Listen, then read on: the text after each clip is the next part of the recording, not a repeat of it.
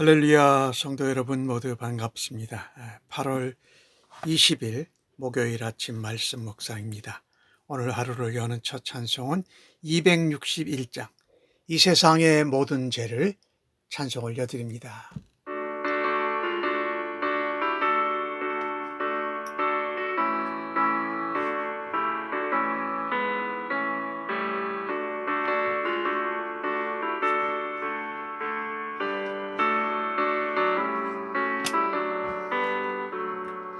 이 세상의 모든 죄를 밝히시는 주의 보혈, 성자 예수 그 귀한 피 찬송하고 찬송하세. 주님 앞을 멀리 떠나 길을 잃고 헤맬 때에 나의 뒤를 따라오사 친히 구원하셨도다.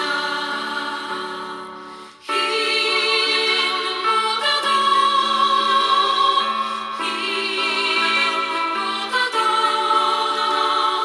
주의 흘리신 보혈로 이게 씻어주옵소서.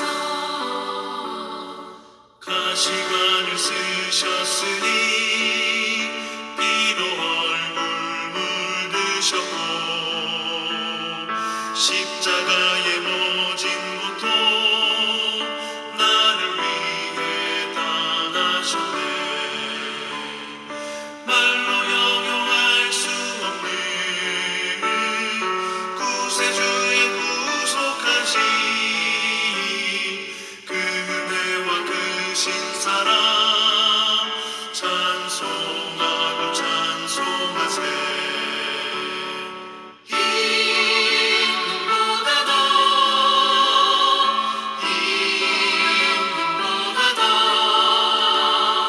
주의 흘리신 보혈로 이게 씻어주옵소서.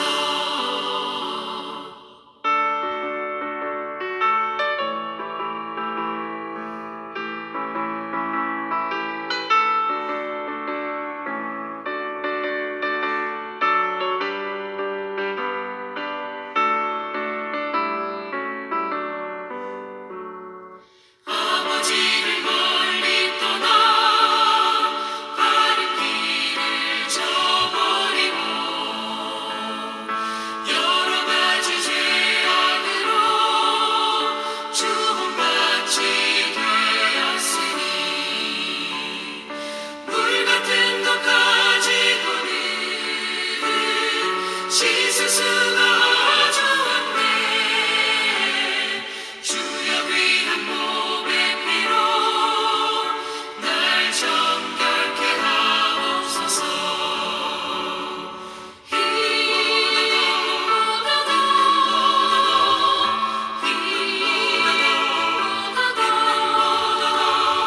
주의 흘리신 보혈로 이게 씻어주옵소서.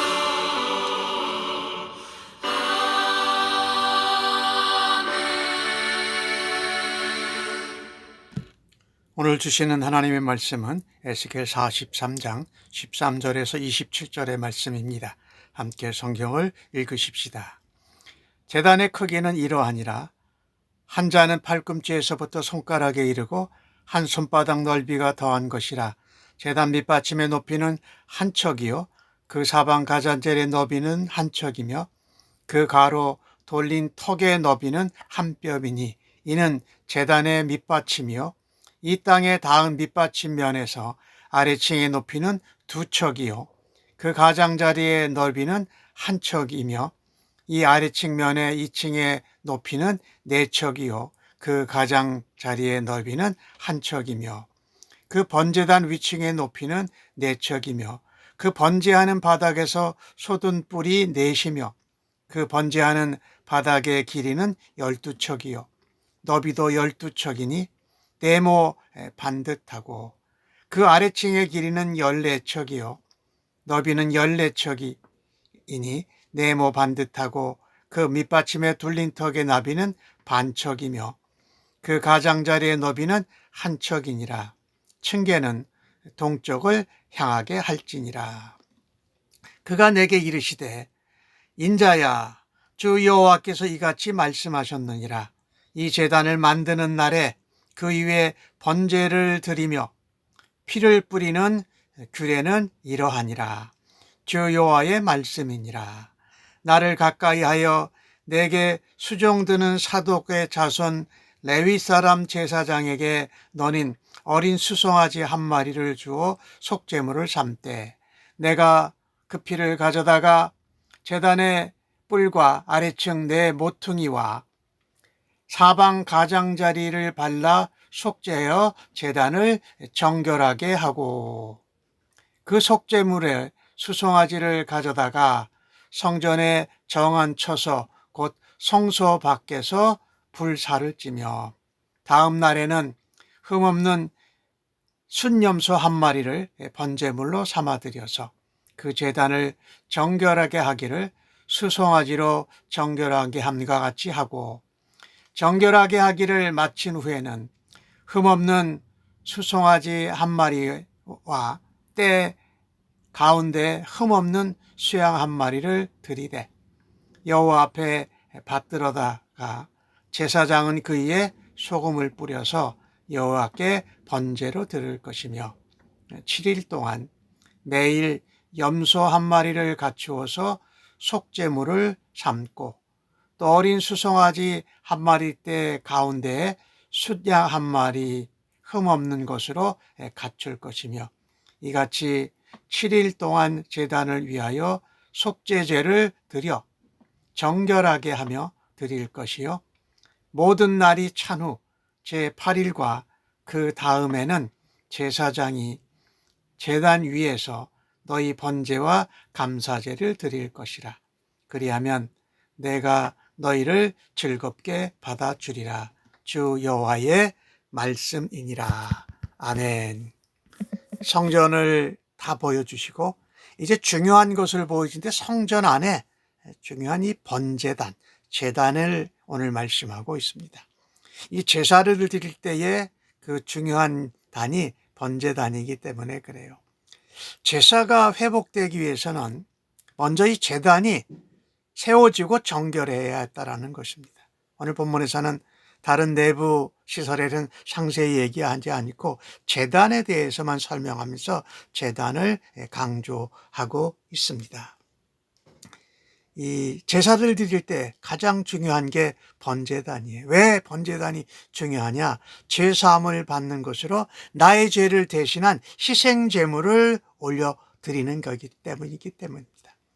번제단은 모두 3층이었어요. 네모 반듯했어요. 모퉁이에는 솟은 뿔이 있었습니다. 그리고 번제단의 층계는 동쪽으로 향하게 되어 있다는 것입니다. 그러니 여호와의 영광이 성전에 들어오실 때 동쪽으로 들어왔잖아요. 자, 오늘 이 설명을 번제단의 크기와 모양과 이 위치를 말하면서 성전이 새롭게 되었는데 거기서 백성들이 거룩하게 회복되려면 하나님께 드리는 제사가 회복되어야 한다라는 것이에요. 그래서 옛날 그 성막에 있을 때 보면은 그 제단이, 번제단이 성문 앞에 있었어요. 성막 문 앞에 있었어요. 그런데 회복될 성전에서는 제단이 이 성전의 한 중심 가운데 있다라는 것입니다. 그래서 이 제단이 이 제사 드릴 때 가장 중요한 요소다. 희생제물이 올라가기 때문에. 그래서 우리가 알아야 될 것이 이스라엘은 하나님 앞에 예배 드리는 공동체였고 제사 드리는 공동체였어요. 마찬가지로 오늘날 예수를 믿는 우리들도 하나님 앞에 예배 공동체라는 것입니다. 그래서 무엇보다도 예배, 제사가 회복되어야 한다는 것이에요. 그래서 일반 백성, 모든 지도자들이 한 마음으로 하나님 앞에 제사, 예배를 드릴 때에 하나님이 나타나신 영광 가운데 우리와 함께 하실 줄로 믿습니다. 그런데 특별히 오늘 보니까 그 계단이 층계가 동쪽을 향하게 할지니라 했잖아요. 동쪽 층계로 올라가서 하나님께 제사 드리러 나아간다라는 것이에요. 그래서 하나님께 제사 드릴 때에 회복된다. 그런데 이전에 이스라엘 백성들의 장로들은 동쪽을 향해서 태양신에게 경배를 한 것입니다. 그런데 동쪽으로 들어가니 오직 하나님께만 집중한다라는 거예요. 하나님께만 집중한다라는 것이죠. 우리가 오늘 본문을 보면서 우리가 생각해야 할 것이 하나님 백성과 교회, 성전, 예배 공동체가 무엇인지를 분명히 기억해야 할 것입니다. 말씀드렸지만 우리의 신앙의 본질은 예배하는, 예배드리는 공동체다. 그래서 교회가 하나님의 영광으로 가득 차기를 원할 때에 말하자면 부흥이지요. 이 예배의 부흥이에요. 부흥은 예배가 하나님 앞에 영광 가운데 있다. 우리가 인간적인 욕심이나 나의 만족이나 어떤 멋있고 화려한 것을 쫓아서는 안 된다라는 것입니다. 이런 인간적인 동기를 다 내려놓고 하나님 앞에 나아가는 그 마음, 그 자세가 올바른지 하나님께서 우리의 예배를 받으시는 분이에요. 그래서 진정한 부흥은 예배의 부흥으로부터 시작된다. 하나님과 거룩하게 예배 드릴 때에 하나님의 영광이 교회 공동체에 거기 함께한 성도들 가운데 충만하게 넘칠 때에 하나님께서 기뻐하시는 것인 줄로 우리는 믿고 나아가야 할 것입니다. 그래서 성전이 회복되는 궁극적인 목적은 하나님께 온전한 제사를 드리는 것에 있다라는 것입니다. 그래서 하나님 앞에 거룩하게 회복되어 제사를 드릴 때에 하나님의 은혜와 하나님의 영광과 하나님의 축복이 임할 줄로 믿습니다. 오늘 주신 말씀을 보면 그 제단의 양식을 소개했는데 그 다음에 중요한 내용은 이 제사를 어떻게 드릴 것인가, 그리고 특별히 정규 제사를 드리기 전에 먼저 제단, 번제단을 정결케 하라고 말씀을 하고 있습니다. 제사장은 특별히 누구였느냐? 사독의 자손 제사장들이었고 그 다음에 어린 숫송아지 한 마리를 속죄 제물로 주었습니다. 또 그리고 다음 날에는 흠없는 염소 한 마리를 속죄 제물로 삼아들여서 제단을 정결케 했다라는 것입니다. 자, 번제단의 양식과 방향 이런 것들, 계단의 방향 이런 것들이 중요했는데 제사의 규례까지 자세하게 알려주십니다. 왜냐하면 성전이 되어지고 제사가 회복되는 것은 우리의 마음대로 우리의 원대로 의의 뜻대로 이루어지는 것이 아니라는 것입니다. 하나님은 하나님의 원하시는 대로 하나님의 뜻대로 하나님의 마음에 흡족하게 제사가 회복되어야 한다고 말씀합니다. 그래서 구체적으로 알려주시는 것입니다. 그래서 이 어린 수송아지 한 마리 피로 바르고 또 숫염소 한 마리를 7일 동안 해가지고 바르면서 전부 이 제단을 정결케 하는 것이에요. 그리고 이 왜 특별히 이 사독의 자손 레위 사람이냐 하면요, 다른 제사장 자손들은 죄를 범해서 제사장직에서 파면되었습니다. 그래서 사독의 자손이 제사장 직분을 감당하게 되었습니다. 열왕기상 1장 또 2장 26장에 나오는 내용인데 하나님께서 특별하게 제단의 모양, 제사장의 출신, 그리고 제물의 종류와 제사 방법까지 자세히 알려주는 것은 이유가 있습니다. 제사가 하나님의 뜻대로 하나님이 원하시는 대로 이루어져야 한다라는 것입니다. 왜냐하면 우리의 예배를 받으시는 분이 하나님이시기에 하나님의 기준과 하나님의 가르침에 따라서 규례대로 예배를 드려야 한다라는 것입니다. 우리는 예수님 믿고 예배를 세상 떠나기 전까지 이 땅에서 드려요. 그런데 예배를 받으시는 분이 우리의 창조주요 왕이신 하나님이시라는 것을 자주 잊어버릴 때가 있습니다. 마치 예배 드리는 내가 주인인 것처럼 생각할 때가 참 많다. 그래서 예배의 요소도 사람들이 편하고 사람들이 익숙한 것으로 자꾸 바뀌어지는 것을 조심해야 된다는 것입니다. 무엇보다도 예배를 받으시는 분이 하나님이시기에 내가 하나님이 말씀하신 뜻과 규례와 방법이 조금 불편해도 내가 그것을 감수해야 한다라는 것입니다. 예배를 받으시는 분이 하나님이시기 때문에. 그래서 내가 정말 하나님의 뜻과 마음과 규례와 방법을 따라서 예배 드리기를 기뻐하는가, 한번 우리의 마음과 자세를 다시 한번 돌아볼 수 있기를 간절히 바랍니다.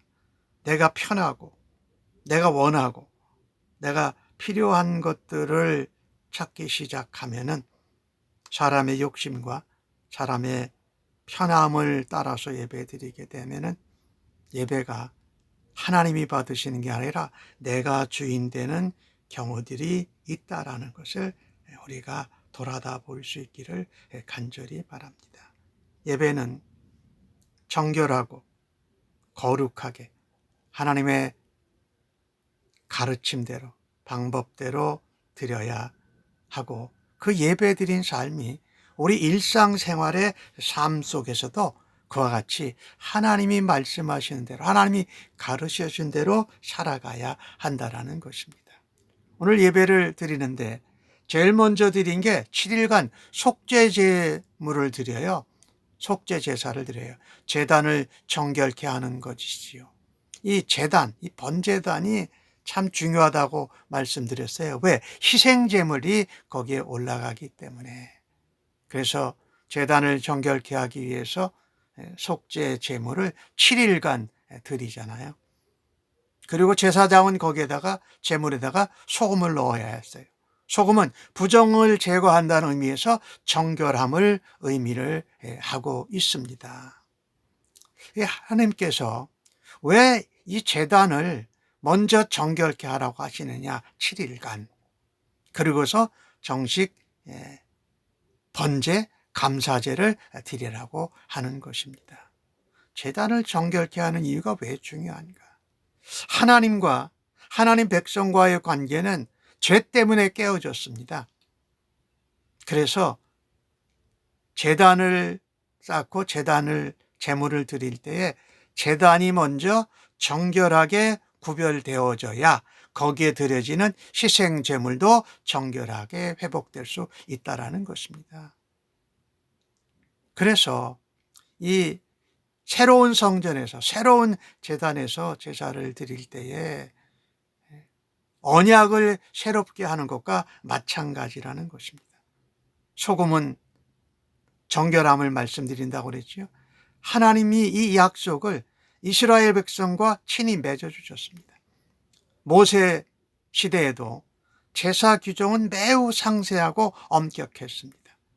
이스라엘 백성들은 하나님께서 일러주신 대로 제단을 정결하게 하고 정규적인 제사를 드려야만 했던 것입니다. 우리가 생각해 보면 가장 큰 죄악 중에 하나가 하나님의 성전을 자기들 마음대로 더럽히고 장사도 하고 그랬던 것을 우리가 기억하지요. 정결한 제단 위에서 제사를 드릴 때에 하나님이 기쁘게 받아주신다고 말씀합니다. 정결하게 하는 속죄제를 7일간 드리고 8일과 그 다음 날에 번제와 감사제를 드려라. 정결케 하는 이 속죄제, 이것은 무엇을 말합니까? 예수 그리스도의 보혈입니다. 그래서 예배 드릴 때에 많은 어떤 나의 의지, 나의 행위, 나의 공로, 나의 업적을 의지하지 않고 오직 예수 그리스도의 보혈을 의지하고 주님 앞에 예배 드려야 한다라는 것입니다. 나의 공로나 나의 의나 나의 업적이나 이런 것을 의지하고 드리는 예배는 하나님께서 받으시지 않으신다라는 것입니다.